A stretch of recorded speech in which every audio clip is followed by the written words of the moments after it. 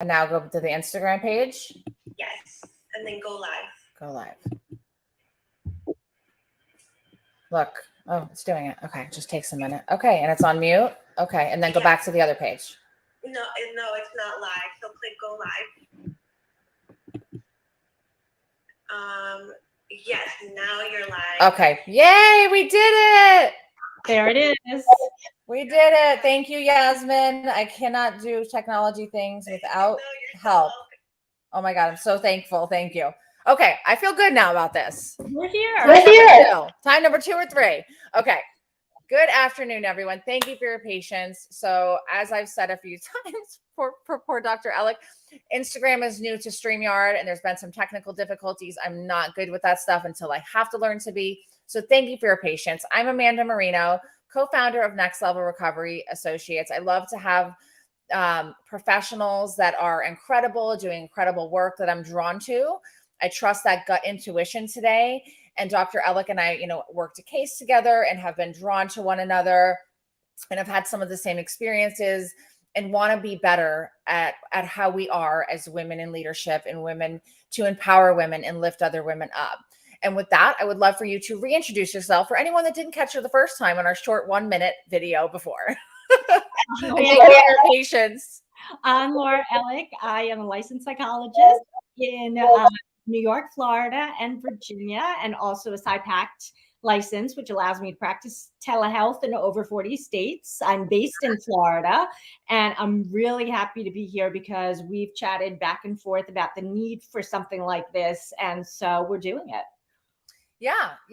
And I just it's so beautiful, some of the things of the beauty of, there's a lot of hard things that come along with social media and technology and some of these things today, but there's a few really great takeaways, right? You can really watch someone and see if they're genuine and pure. And I see that in you. I see that you have a giving soul, a giving heart. You want to lift up other people. You want to educate. You want to, help people. And that's something that I watch people for a while, before I really will bring them in. And I've watched you and I know that you're, like you said, we're meant to be friends. We're meant to be doing this together. It's been a long journey coming and I'm just so grateful you're here today. And again, thank you for your patience. So if anyone has any questions for Dr. Ellick, please put them in the comments. If you have any questions for myself or you want to say hello, and then after we'll provide you with contact information if there's something you weren't comfortable asking, live, or if you want to schedule any kind of appointment, along those lines. So, you got into it before, but I'm sorry you have to go through it again. But could you please just, share just a little bit of your background that brought you to where you are and what you do today? Sure. So I was born and raised in New York, went to college in Virginia, made the decision to follow through in psychology. One of the things I think was instrumental in my decision was I'd always been attracted to stories involving children and those after school specials that we used to have on TV where there was always a child in crisis. And I originally thought I was going to be a teacher and help children that way. But when I went to college, one of the first things that I found out was on my freshman hall, 6 out of 18 girls had or were currently struggling with an eating disorder. And I was like, what is this? This is something that I'd never really seen before.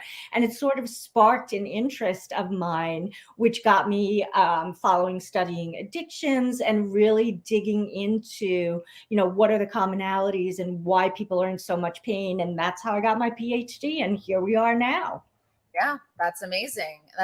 And so, what do you do now? I know you've done a number of things, over your years in your field, and you continue to pursue new things as far as what I'm witnessing. So what is it that you do today? What do you specialize in? So I do work for a private practice. I also have my own virtual practice.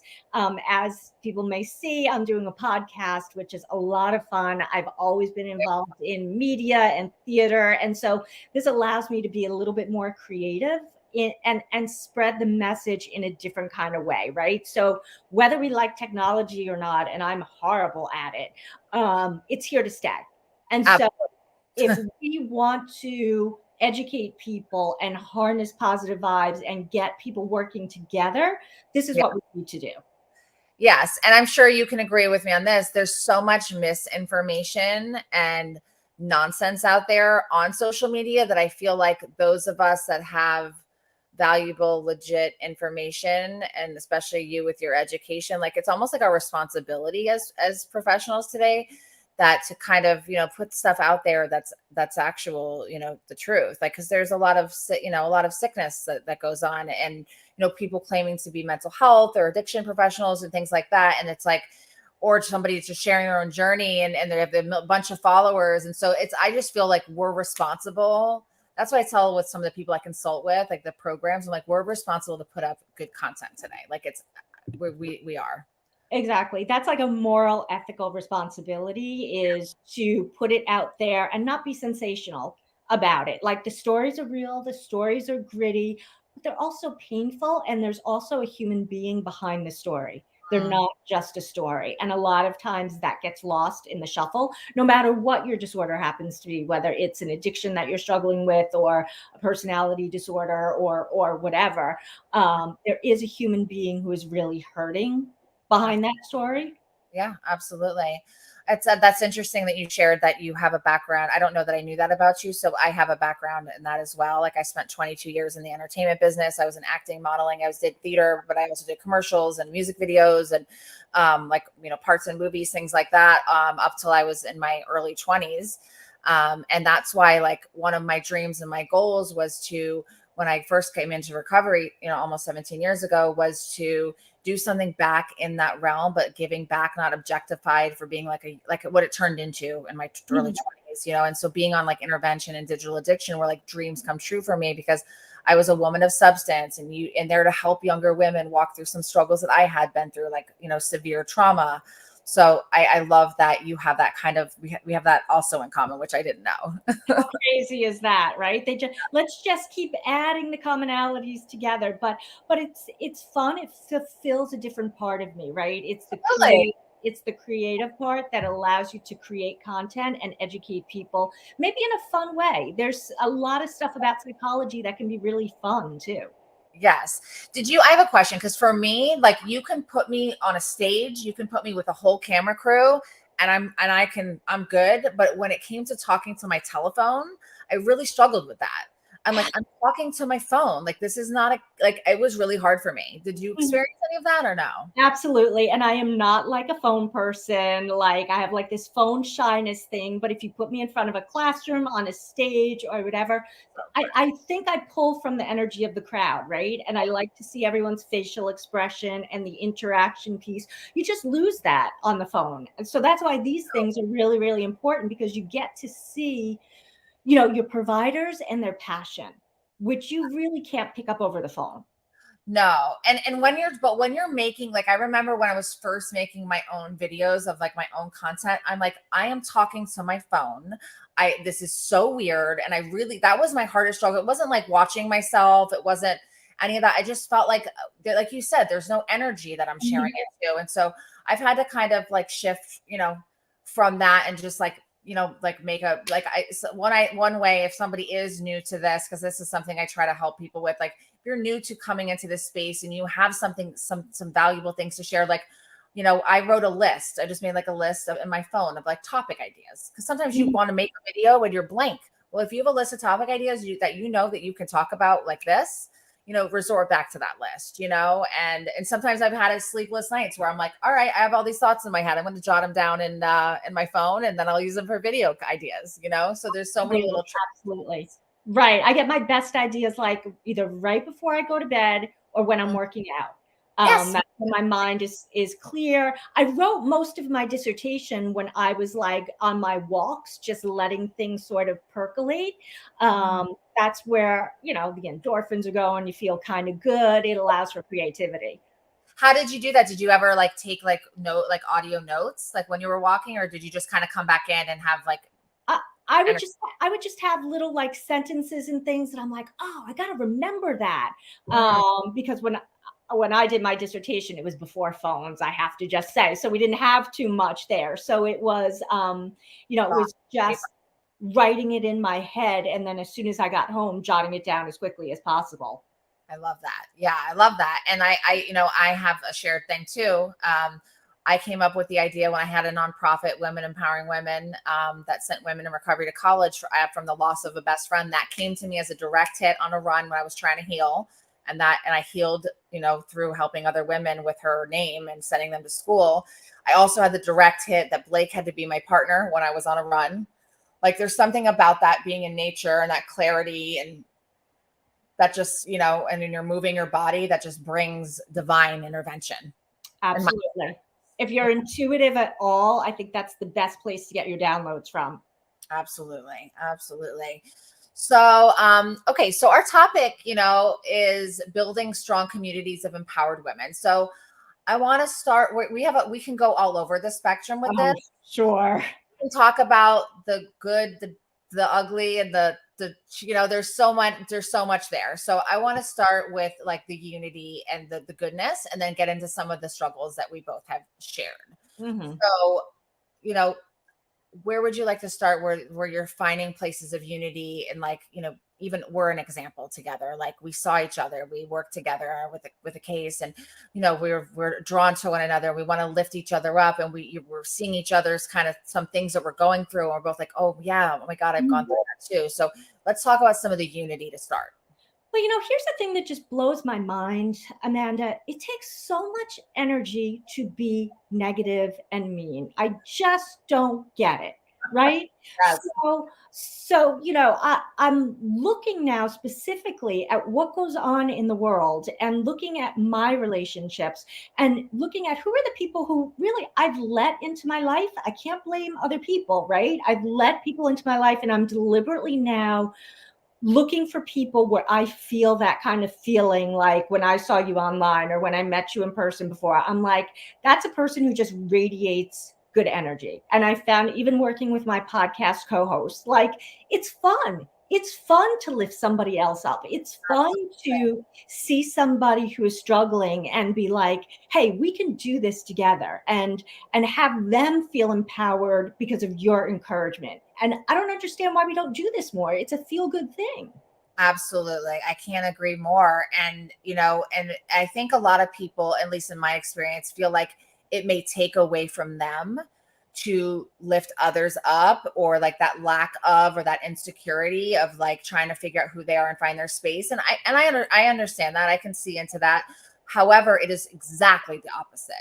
Like when you raise and lift other people and connect and collaborate, you elevate. You know what I mean? Like there's no competition. There's so many people that are hurting and struggling out there as far as like in behavioral health space. There's no lack, like there's so many people out there that need help that aren't getting it. So at least as far as like in this space goes, there's just unlimited people that need our help.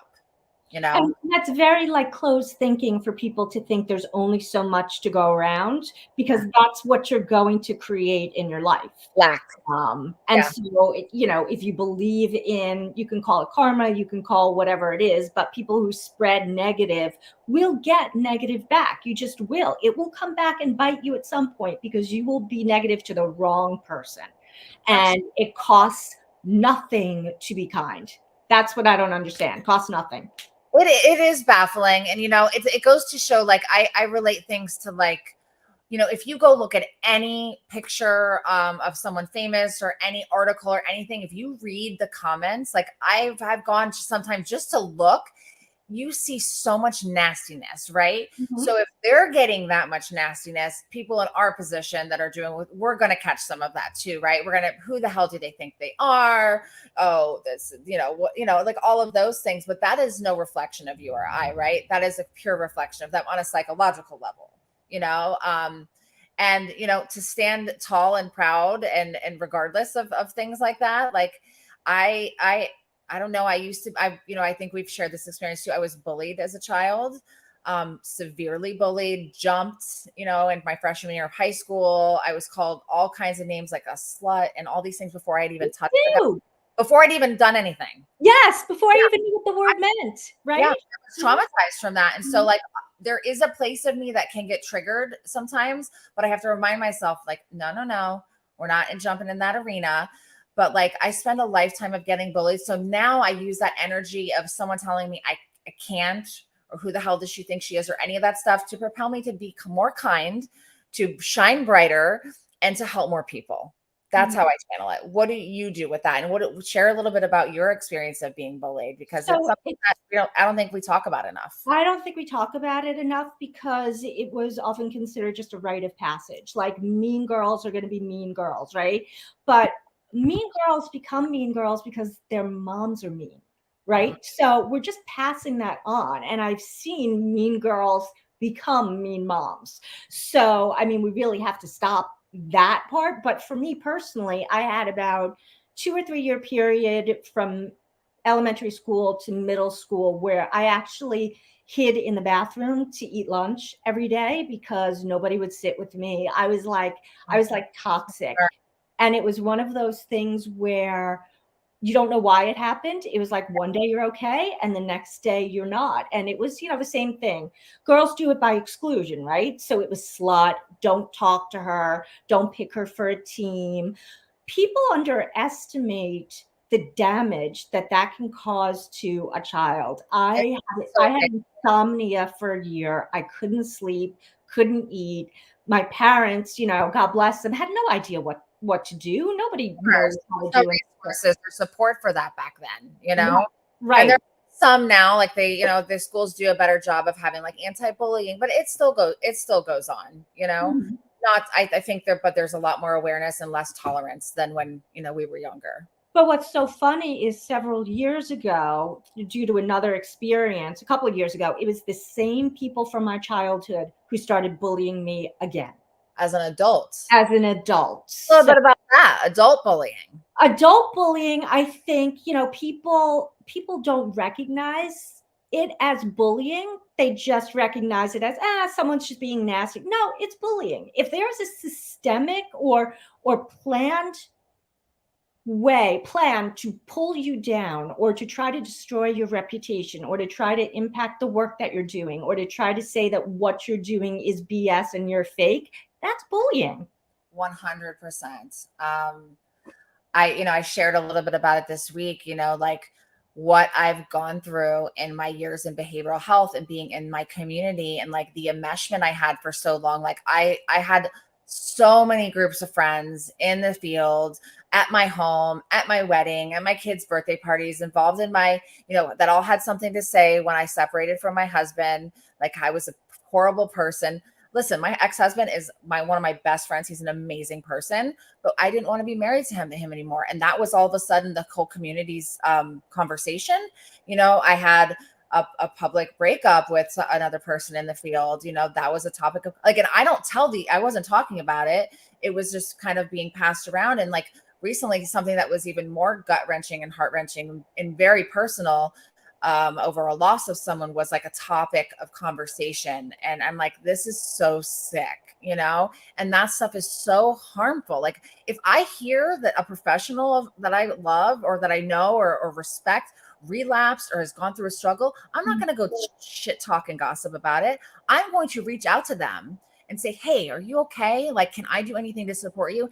And that's not the standard, unfortunately, at least on my side of like, I now, as a business owner for the past 4 years, spent a lot of time, like I said, detaching with love, still kind to all, but really reevaluating my personal circle. No one knows my personal things unless I put it out there, and that's my business to do.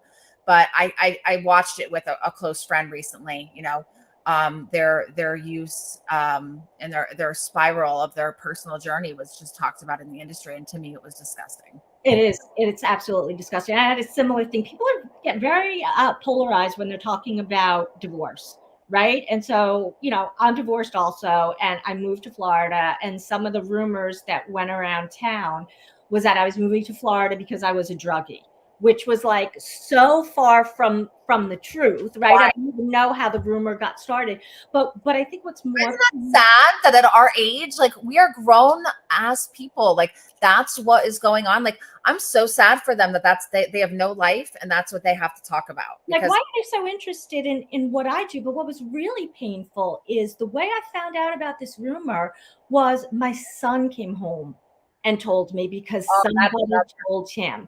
Oh, so, yeah, no, that's where it's really hurt. If it's something just whatever and you can shake it off, but with your kid involved, Oh So no. I have 3 kids and my mom is on this live right now. She's watching.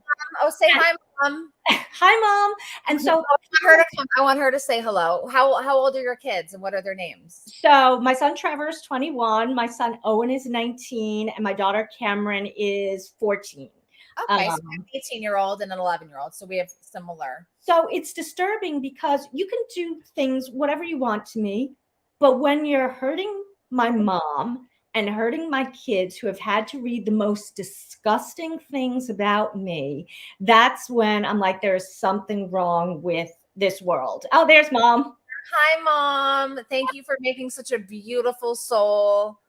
Thanks for being here. So she has gone through it with me because listen, I'm going to be vulnerable here. I've cried. I've cried many, many times because of how people have treated me. And so I had to do a similar thing, take a step back and figure out, maybe I don't work in X arena. Maybe I only focus on this. A lot of people who are very big on social media will tell me they don't even read their comments anymore. And so maybe my mistake is wanting to respond to people and to show them that they're seen and they're heard, but maybe that's not a great idea.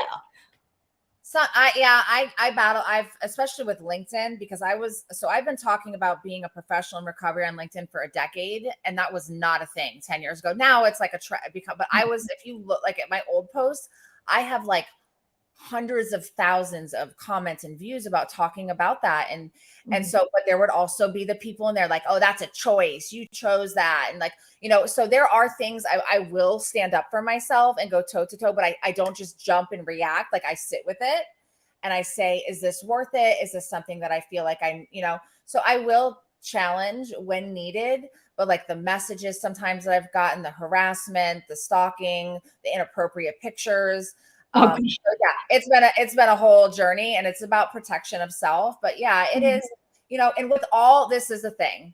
So with all those the hate, the haters or the whatever, there are so many people that love you and take and are learning from you. So it's like we have to say, okay, obviously I'm that is special and important that people want to talk about my life. Like if you're not being talked about, I've come to believe if you're not being talked about in some light out there in this world, you're not doing it good enough.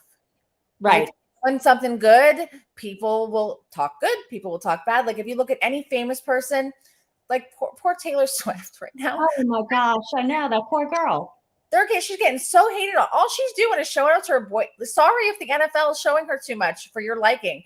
Oh, then I saw someone put the biggest skank. I saw someone write the biggest skank of the year. Like, oh, what about him? We don't want to say anything. So like, I just see these things. And if you see anybody politically, you'll see somebody that loves them and hates them. And that is not ever about us is what I've learned. Do you know what I mean? So we could share that from a psychological. So to say hi to Emily, she said, this is a great conversation. We have Mom, my girl, Adriana, who, does a number of things, but has this beautiful program in Mexico that one of my colleagues just went to. I'll definitely connect you with her.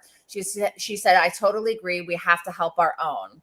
Emily said, this is a great conversation. Mom is here. If you're Yasmin, who helped us get on the Instagram, said, nice to meet you, Dr. Alex. So yeah, if there's anything you want to just say, chime in, any experience, like we'll highlight you, we'll bring you into the conversation. If you have any questions for us, we want to lift and empower everyone, but especially other women. I want to help women get into this space more in the social media space. I want to help private practice therapists that are more reserved, be able to I went to my friend Ashley. I don't know if she's on here, but I went to her practice, Mangrove Therapy. Ashley's Armenian and Brian Gong. Not sure if you know them. No. They were scared to make their first reel. I went to their office and made a reel with them, and now they do it all the time. So sometimes it's just that, right? That's the act of kindness that we can do. So keep going with what went on with your kids and your family. I want to hear more about that. Well, I think the other thing that's really interesting is we forget how much our kids watch us, right? Yeah. So they are watching everything that we do. So, my son once said to me, oh God, Mom, you're so nice to everybody. But then later on it became, wow, Mom, you're so nice to everybody. Right. So as my kids got older, they really started to recognize why that's appreciate it. And now I've seen them do the same thing. But you know, it's really hard when the haters are out there and they can pick on you for anything, your appearance, anything that you say. We're living in a world of overcorrection right now. You can't say anything without being slammed. Yeah. And it's particularly geared towards women, as you were saying, like with Taylor Swift, right? Like, okay, why, you know, it was funny. I heard someone saying to her, oh, she's like the Yoko Ono of football now. And I'm like, seriously? Is any All that. She doesn't right? want that. She just wants to go in and enjoy her. She doesn't want the camera to be on her the whole time she's watching her boyfriend play football. But guess what? That's part of the deal. And she shows up like the Bills fans were booing her the other night. She blew a kiss at them. That's the same thing I want to do. You want to talk shit? Here's your blown kiss, and I'm sending you nothing but love. And I pray for you to have healing and hope and help, you know, lift you in your life. That's what I hope for you. But by the same token, there's no woman that's that powerful that can bring down the Beatles, that can bring down the Chiefs. Like, this is all getting into that misogynist kind of thing that, like, oh, when a woman is too powerful, we got to knock her down a little bit and put her back in her place. Oh, this is a good one from Emily. Do you see this one? Can you see it, Dr. Alec? Oh, yeah. It's situations where people, yes, group up to purposefully exclude me. Absolutely. Absolutely. There is that plotting piece. Yeah, Emily, now I don't want to be invited. Like, Mhm. please don't invite me. And I want to surround myself with, I know that I'm not, hold on. First of all, I hear you and I'm not, that is awful. And I've definitely gone through that. And I'm sure you have, what have you gone through with any of this? Like, this used to be a really hard thing for me. I would see that I would connect people and I would be the common mutual person. And then all of a sudden I wouldn't be invited anymore. Oh, absolutely. And I've seen that, you know, listen, the workplace, almost any workplace that you're in, there are exceptions. You're bringing out everybody's personality, right? So any of your old stuff is going to be replayed in the workplace. Everybody falls into a role. If you do any kind of like family kind of work, you can kind of see it. And so I've had that situation too, where, you know that two people are talking about you because as soon as you walk up, it's silent. And then all of a sudden you're being excluded from a meeting or a decision was made and you weren't included in it. And so it's subtle because if you went up to them and said, oh, you know, what is this about? They'd be like, I don't know what you're talking about, but it's enough that you know. Oh no, there's been like friendships where, you know, when I had a really close friendship with some women years ago and I was the mutual friend. Like I was best friends with both of them. And we also shared professional space. This is some of the enmeshment I talk about. Like we worked together, we did some work trips together. We were really close. And all of a sudden I would notice that like, there was all these pictures of them going out without me. And I'm like, I mean, I don't need to, obviously I had a family and kids and it's not like I'm going to be able to go to everything, but like, you know, include me. Like I would never, ever do that to somebody.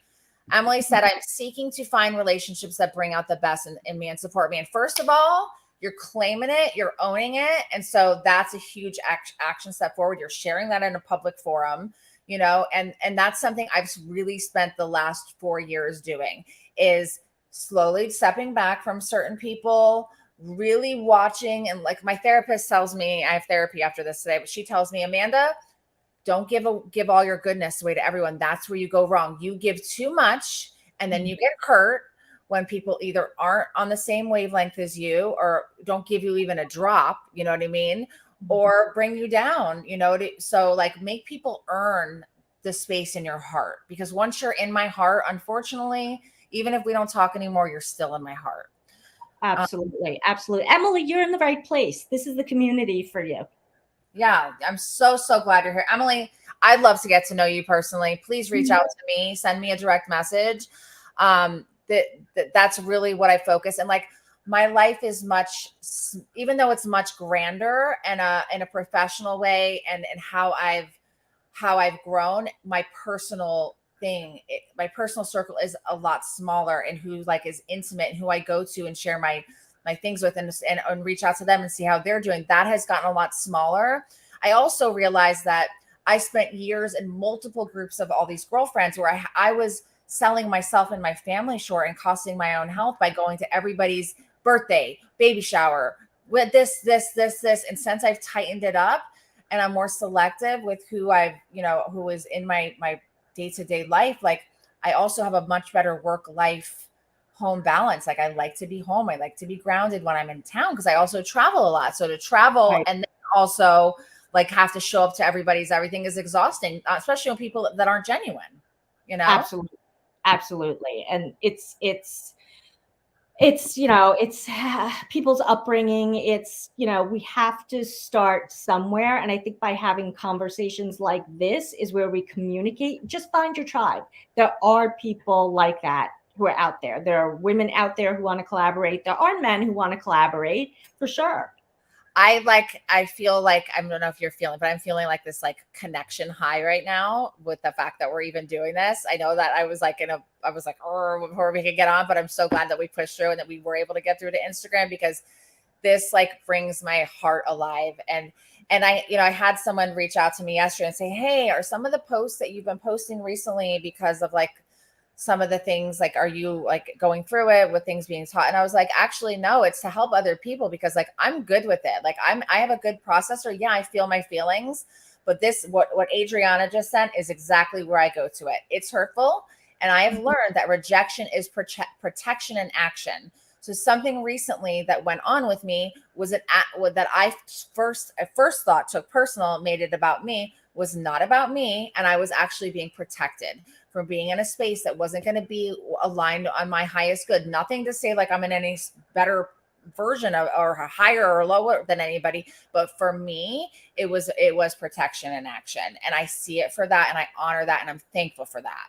Right. Spot on, Right. Adriana. How about what have you experienced with that? Like where you feel like it's something is rejection maybe at first, and then you're like, wow, thank God for protection. It's a lot easier when it's happening to somebody else in their life, where I can say to them, that person just screened themselves out of your life and they saved you a lot of trouble. But when it has happened to me, especially in the dating realm, it's a little bit more difficult because I am sensitive, and I'm always looking at, is there something that I did, like did I say something that I didn't even realize was offensive? And I've had to learn not to be so hyper vigilant, and that So comes critical on yourself. right. That's a trauma reaction from childhood bullying, right? If we What did I can't do wrong? right, if we can't find the reason outside of us, we look that it must be something inside of us. Something must be defective that they're picking up on. And so I've really come to a place now where I'm telling people, hey, it's not you. It is not you. Nobody who wants to have a good person in their life and who is a good person is going to want to bring somebody else down. Just not it. Totally. And like in friendships and in romantic relationships, like I used to fight tooth and nail to understand and rip it apart. Like if I feel now adrift in a personal relationship, I now allow that. I will still show up. I will speak my mind like, hey, I feel like this is kind of one-sided, but I will not do that much more than that. Mhm. Like I will do it and then I let it go. Like I know there's somebody in my life who, we had a thing very silly in my opinion, wasn't of much content, like substance, and then we rekindled, and then I noticed that I was unfollowed on a bunch of different platforms, and my old me would have reached out and been like, hey, like what happened? But I got this divine hit, Amanda, right now, let it be. It is going to be more harmful to them than it will come, they will come back. They're going through their own thing right now. And it's so, we can identify that, like you said, like I put a post up yesterday. 1, it's not about me. 2, it's not about me. 3, it's not about me. Yes, sometimes it's about me and we always have a part, right? But Mhm. sometimes it's really not about me. Right. Right. Absolutely. Oh, what's Emily saying? Oh yeah. My Oh. my dad and I have been following you for a year. I went into recovery last year and had no knowledge of the journey. You've been inspiring, encouraging to us both. Oh, thank you so much. That's so awesome. That's all I want to do. Like that's my pure intentions, is like I want to share. Listen, 17 years ago, I was the least likely to, complete rehab, stay clean and sober. My doctors were terrified when they saw me that I was going to be capable as a mother. Mm. Um, I was the biggest mess up in the town. My poor younger sister had to catch a lot of havoc after me of years of going out, people wanting to fight her just because she was my sister. And I had been in recovery for a few years. So, uh, you know, I, it, it's a journey, you know, and I want to share that like anything's possible. Like I've created businesses, I've created nonprofits, I've gone back to college. Like I couldn't even think clearly for a year. Like I was so gone. And anything is possible. Just know that everything's possible. Mhm. And One don't let anybody tell you you're not good enough or that you're too much, because that's where I go. I'm too much. I'm too much, you know? What is that anyway? Too much is something that I see applied again when we're talking about women. It's applied oftentimes to women. You're too emotional, too this, too that. Sorry, this is who I am. And I think the energy, the enthusiasm, the being too much, that's what the world needs. They need genuine people who bring themselves to the table. Mama's here. Mama's chiming in. Always wants to blame ourselves.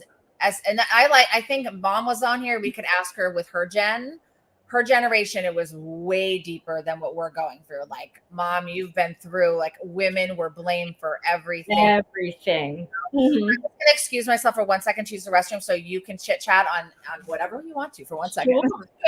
Sure. So one of the things that Amanda mentioned that I think is really important is being able to get yourself in a regulated state when you find out that people are talking about you, or there's gossip, or people have posted hateful things about you on social media. Because at times what I've done, and I think Amanda spoke to this before, is to just automatically react. And it's either to defend yourself or to say something back.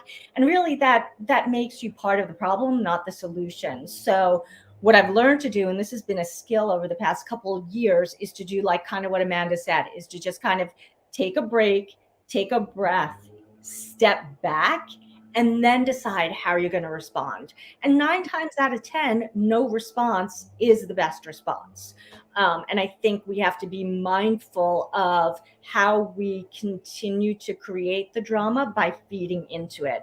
And sometimes just keeping yourself calm and just walking away, or saying, you know, that's your opinion. I'm sorry you feel that way. And then just ending it, but not getting caught up in the drama, because that's what people are really looking for. They are looking to create a reaction in you.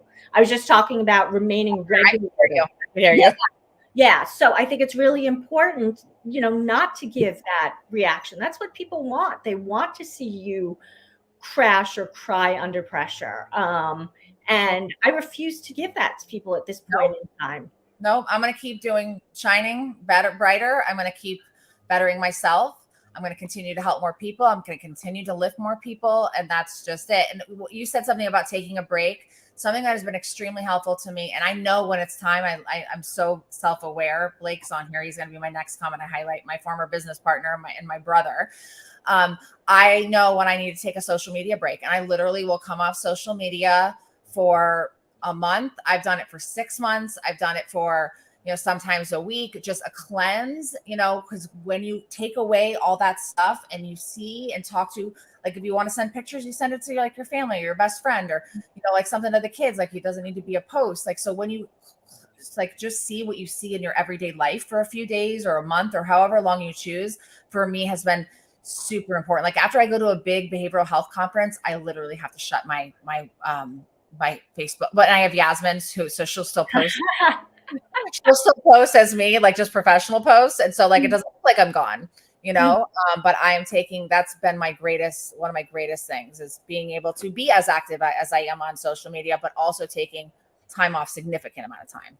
And that allows you to take your power back too, because what we're seeing is people are just around trying to take your power from you because they're jealous. They want to be in the same position. They don't want to elevate, whatever the reason happens to be. I also took a step away after the last bullying episode. And, you know, I was looking at everything that was on social media, and I'm like, I need to be out there. Like, I am giving up my passion for people who really, like, should I care what they think about me? No, I really shouldn't. I let it get me. Doesn't matter. That's not a reflection of you, because you're a beautiful soul. Like, that's a reflection of them, you know? And unfortunately, you know, we take it personal at first, especially if it's someone we've ever cared for or had, you know, close in our heart, you know, but I don't put anything past anyone anymore. Unfortunately, I still am loving, and I still give, you know, but I really trust my gut today. Like, I used to not listen to that. I'd be like, oh, no, but I really, like, why do they not want to like pay attention to me? Why are they not attracted to reach out to me? Like, I'm going to make it reach out to them more. And I don't do that shit anymore. Like, if we're attracted and drawn to one another, that's what I listen to. I don't force anything. I don't force anyone to stay in my life.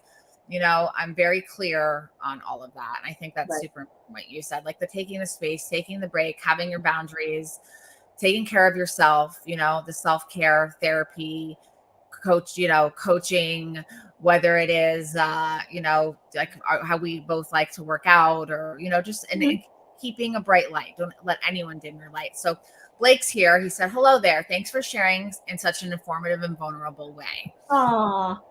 So Blake is a huge women supporter. Like one of his favorite things of stepping away was that we were going to be a women-owned, women-run company now, because Blake created this with me since day one. Now it's my first month without him, but I still talk to him all the time. Blake, just to follow up, Blake's, everyone judges and says a person is crazy until that person becomes then they call them a genius. I love that. Yeah. I mean, starting my own business, I was definitely, I just definitely witnessed and observed a lot, you know, and listen, I know so many people that are brilliant and talented out there that want to do that for themselves, but live in fear. And then when they see someone actually do it and do it well, that triggers the stuff in them. But I'm here to tell you, if you want to do that, you are capable. If I could do it, anybody can do it. Oh my God. I have balls to do it. That's it. I had the balls to say, what's my worst case scenario? I'll have to go back and get a job. I do that with my mom all the time. My mom will actually tell you, like, because she will tell you, I'm not saying anything that is a secret. She's a little bit of a fear-based person. So, you know, I always jump into things and she's like, what are you doing now? And I'm like, I say yes, because yes opens doors and no closes doors. And I'm interested in is mom saying, what are you doing now? Can you? Oh, she says fight or flight. Mom said fight or flight. What is she in fight or flight, or she thinks I'm in? She's probably in fight or flight.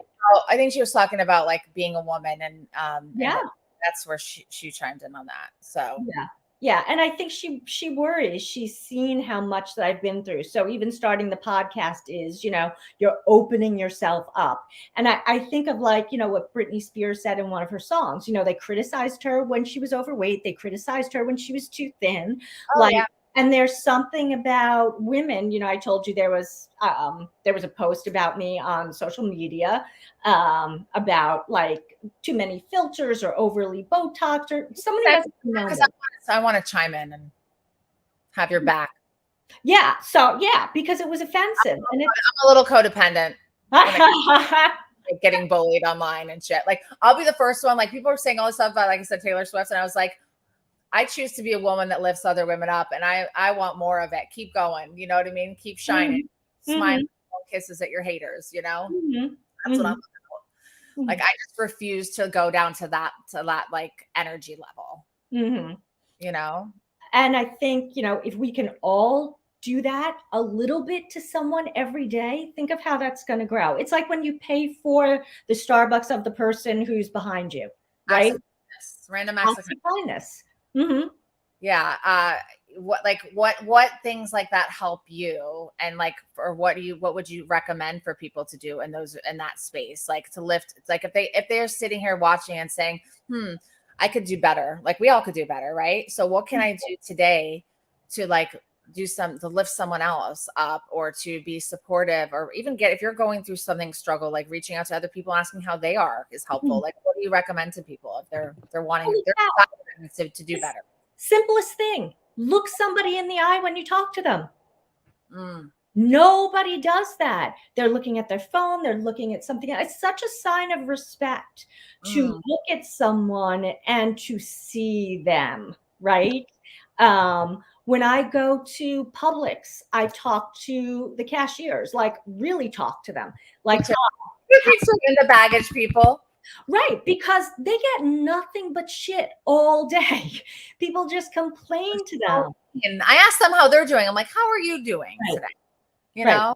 Right. Like somebody that's cleaning the floors, that's bagging my stuff. So that's a good one. What else? What else do you recommend? Like if somebody's on here and saying, I want to do better in lifting other women, I want to do better in lifting other professionals or other people, what can I do today? So find somebody who's your buddy. and call them and compliment them. Or if somebody is saying, gosh, I've really been struggling with this, tell them I can help you with that. Or, do you want to sit down and talk about it? Sometimes just letting somebody vent to you is really helpful. Just knowing that somebody is there and you're not alone. I mean, we know in the addiction field, isolation is a killer, right? So help others not feel isolated. Just put yourself out there. Absolutely. So Natha, I don't want to say it wrong. We met in London. She has a recovery coach school out in London. She's a beautiful woman that her and I have also kind of been like you and I, like we met in person and we've been just connecting through social media more. She has a follow-up comment to hello from London. And then she said, we raise when we rise when we raise others. For me, I did that, that 21 day, like Abby Bernstein thing to start the year, just like a little thing. And one of them was like, send appreciation messages to some people in your life. And that's so a great one.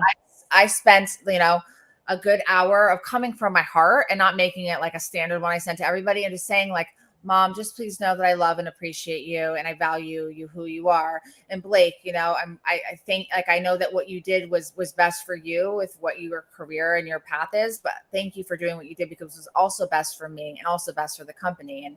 And you're my brother, send something to my sister, my boyfriend, like all individual customized things about what I appreciate about them. And that was such a fun, like I felt so good. Or when I had my own little spiral, over last week over, losing someone and just kind of the things that went along with that, which I really don't want to get into.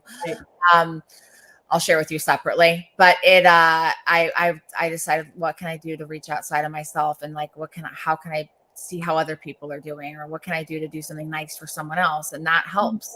It does. I love like little gifts. So I have like about 300 essential oils. So someone says, I'm kind of interested in such and such. I'm like, I have an oil for that. Try this oil. Or I've been into making body scrubs recently. And so I've been giving body scrubs away. Just something that is a self-care thing. I've never done something nice for somebody else and not felt good. Yeah. So why would you not do it? I know. I think that like, I just, do you believe that comes from like how they're raised or their experience in life? Like how come you and I have like been through what we've been through and like we're still like this, right? We didn't allow it to change our heart or our soul or what we want to give or what we want to offer to the world. Like, what do you think? Why do people end up like that? Like, why do they end up in a place where like it's easier for them to be super hateful and mean and pull people down and not be kind or be rude to the cashier or, be rude to the hostess or, talk down upon people? Like, why do people end up like that versus how we are? I think some of it has to do with everybody has their own internal core of resilience, number one, right? So I think everybody has their own bandwidth and their own ability to stay optimistic or not. I also think that people who have often been at the bottom of the barrel can really appreciate as things start getting better for them. Like I made a commitment a long time ago when things were really, really awful for me, that when things got better, I would, one, never let it get that bad again. And two, if I had it in my power to help someone else not feel that bad, I was going to do that. So even if I'm having like a bad day, I'm still going to push myself to help somebody else feel better. And to not spread my bad mood. My kids may say I do it anyway, but they're my kids. So yeah, my kids know a lot. They've seen me go through a lot of things and I'm vulnerable with them. I don't let them know like certain details, of course, but I'm very vulnerable. They know what mom has gone through. They know that like some of the choices I've made have deeply affected them, like leaving the marriage with a really good man was probably one of the hardest things I ever had to do. Telling someone who's a good person, not a bad guy, not that did anything wrong to me, that I don't want to be in this marriage anymore. And then how that affected my kids they were confused because there was no fighting, there was no drama. So like, I let my kids be mad at me. I let them share their feelings with me. And I still, I know that affected them. And, we're all closer and better than ever, but that took time. And I had to hear them and I had to support them where they were, Mama said, my former principal used to say, just be nice. Fun fact is my mom actually does some work with me too. My mom's a psych nurse. She used to run the admissions at Fair Oak, so she does a lot of my intervention screenings. Oh, cool. So my mom is in my Mhm. realm and arena too. She's on a cruise right now by herself, first time ever. Oh, I'm super proud of that's fantastic. her. So if my mom's watching, I'm really proud of you, Mom, for taking care of your mental health and doing for you that Mm. you're on a cruise. But what do you have to say about the just be nice from your mom? Again, it's not that hard, people. Do we have to make it that complicated? We No. don't. We don't have to make it complicated. It's really hard for some people. That's why I would like to like do some kind of research or something surrounding that, like why. And then the new keyboard warrior thing over the past with the social media is like there was one person that I saw their account was like specifically set up just to be able to comment nasty stuff on someone's. Like I envision dude in basement of mother's house, 40 years old. That's what I envision. It could be very judgmental or whatever, but that's just what I envision when I see, like some of these things that people say. Like, why? I feel sometimes bad because I know like the phrase hurt people hurt people. I mean, I get that, but by the same token, look at yourself.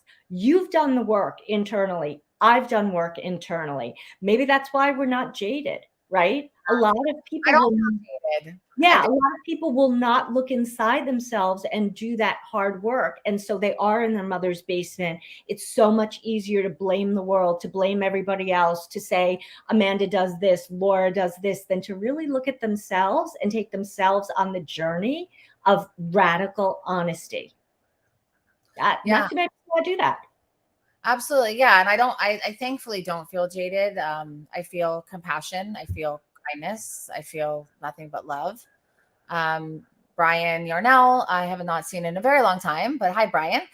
Meet them where they are at, not where you think they should be. Don't be overcritical. I think that's Mhm. important for all of us, to Mhm. not be, critical to anyone and meet people where they are. I mean, that's how we run Next Level Recovery Associates is, you know, there's this old school methodology of what recovery and mental health and things like this should be.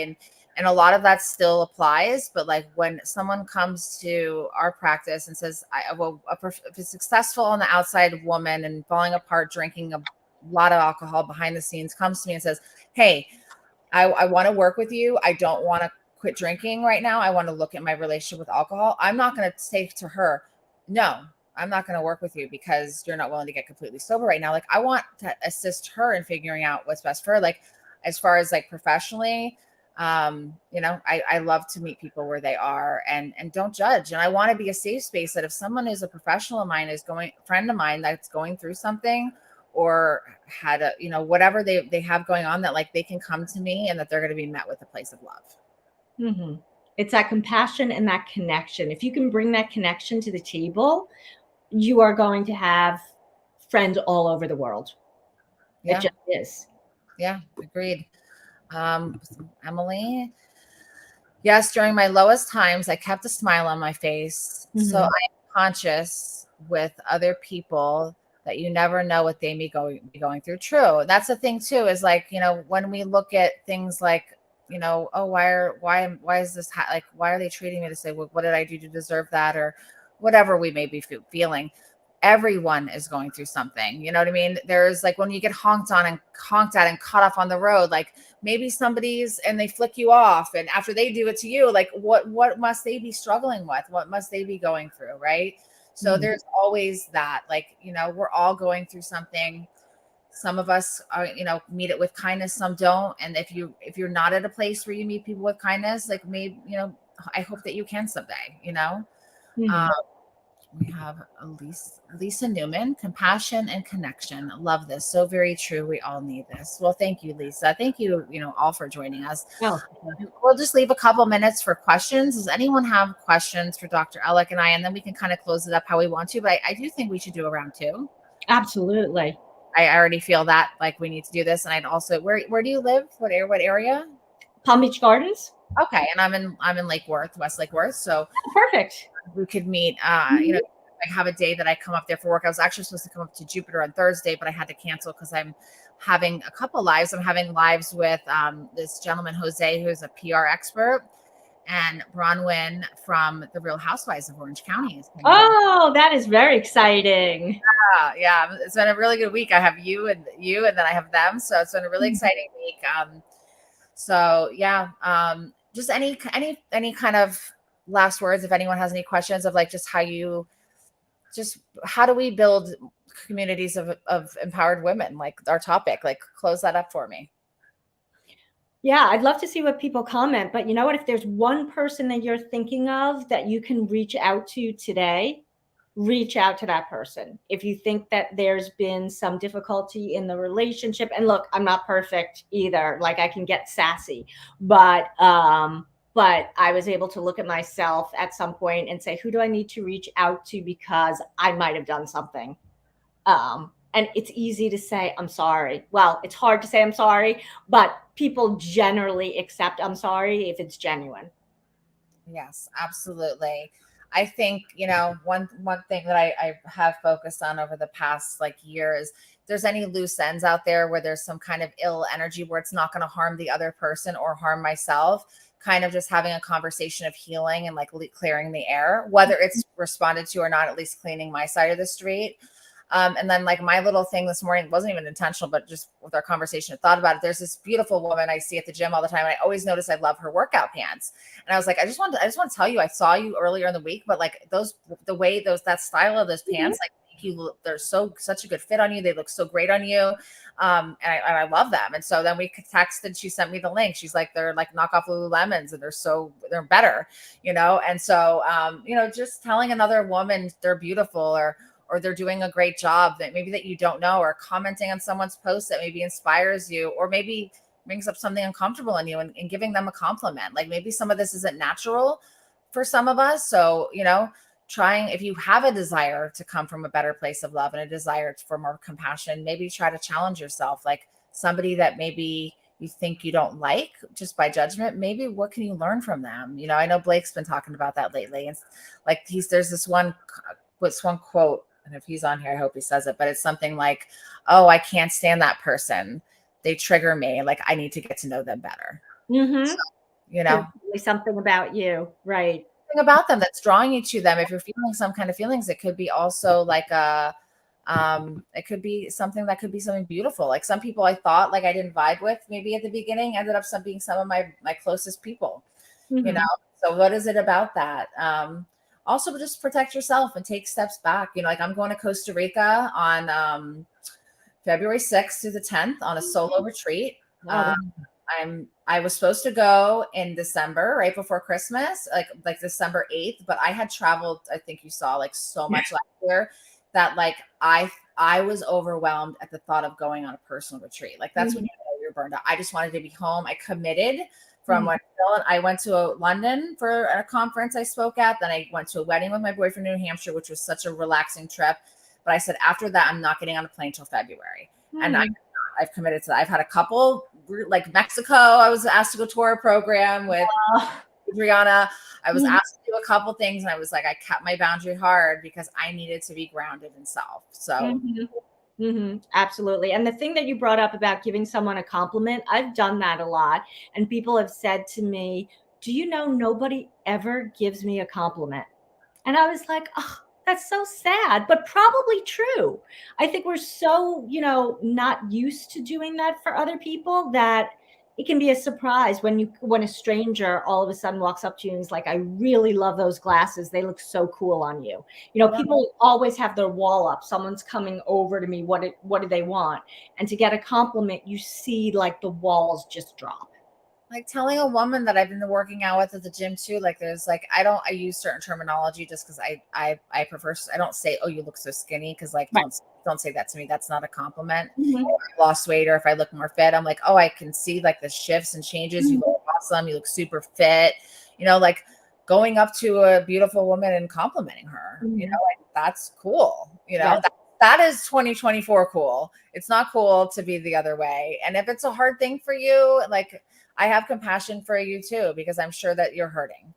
And I know that things like this come from a place of harm or from things that we've been through. Like you and I shared, we went through the bullying And I'm sure we've been through different places. Like I went in my early 20s, I went the other way. Like I was in my full prime addiction. I would punch people at nightclubs. Like I was crazy because I had that anger and that hurt from when I was bullied. So I've been the complete a-hole. I've been the complete hater. I've been the meanest. I was awful, but I've done a lot of work over the years, to be, to not get, like you said, not be jaded. Like I don't feel anything ill towards anybody at all anymore. I don't have the energy for it. Like we talked about in the beginning, the energy. Right. You don't have the energy. It's just not in you. Yeah. So how can people find you, Dr. Ellick? Thank you so much for this today. It was so lovely to connect with you. And I hope other people got out of it as a fraction of what I did, because this was just a great, hour of conversation and connection and, talking about some of the beauty, some of the struggles and some of the darkness. But how can they find you if they, do you have a website? I do. So it's lauraellick.com. I'm sorry, what was it? lauraellick.com. URAELL. ICK.com. Okay. And you can find me on Instagram at Laura Ellick Real, REAL. Those are the best places to find me. LAURA. Hold on. At LAURA. Ellick, ELLICK. Okay. Real, REAL. On IG. So want to hear something hysterical on you having your name? So we were trying to buy amandamarino.com. Had a broker. This is how it came back this morning. And they said, well, the guy was like, well, I think you should go between 500 and 1500. And I said, well, honestly, I'm not in a place right now. Like I do max 500. You know what they came back with? You will die. Guess what they wanted to charge me. Oh my gosh. Why? $100,000 for amandamarino.com. I think they looked me up and saw that I did stuff on TV. Wow. I wrote back, can you please kindly tell them to stick it? Wow, that's unbelievable. I mean, I said I wouldn't buy that if now I don't even want to talk to them anymore. Yeah. Like I already have other ones, you know what I mean? But like I wanted that one, but I don't want it that bad. They can keep it. That's insane. Yeah. It's hysterical. Like it was comical. Me and Sarah, my executive director, we were on a team Zoom, our clinical rounds. We do clinical rounds every Tuesday about all of our clients. And we were cracking up laughing. Like they were dead serious. $100,000. That's how you know you've made it, when you have to buy your own name for $100,000.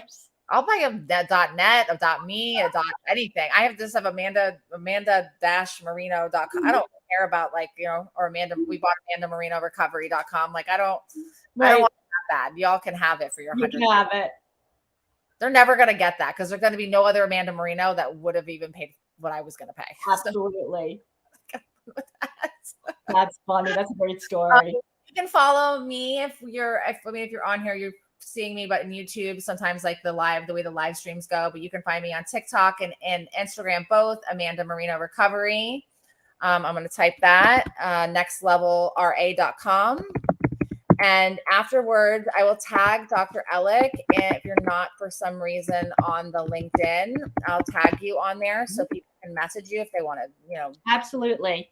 At all, if they have questions or they want to schedule an appointment with you. We're both local, and we do collaborative services that work well together, like having a psychologist and having, whether it's myself as a recovery coach or my team as case managers, and having a 24/7 companion. That's what we've done together in the past. And that's, such impactful work when you have the clinical and the additional creative services that can be wrapped around at working together. It's like super helpful for people. So valuable. People underestimate how important it is to collaborate with other professionals to really give that person what they need to ensure their recovery, especially in the early stages. Absolutely. Or people that have been through it, been through a bunch of things, like let's try something different with them, right? Let's try a different approach. And I'm not clinical. I have clinical, I have a clinical director out of our company who oversees everything. I have Dr. Hutman who does that, Dr. Morales. That's for but we also partner with so many different, professionals out in the field. And, I know my expertise is coaching and is coming up with solutions for these people. But when it comes to the clinical work, I leave that to the clinical professionals. And I like to make sure that they're on my team because I trust your all's education, what you've gone through to get through what you have, and your your experience. So thank you so much for joining us today. Bye, Mom. Bye, Mom. I'll talk to you later. Nice Thank to you meet so you. much, Amanda. This has been amazing. It's been amazing. I just hope that if anyone out there is hurting today, if anyone out there feels like they're not good enough, they're too much, or whatever they feel, that just know that you are just incredible the way you are. Do one little thing to love yourself today. Do one little thing to send love and light to others. Absolutely. All right. Thanks. Have a beautiful day, everyone.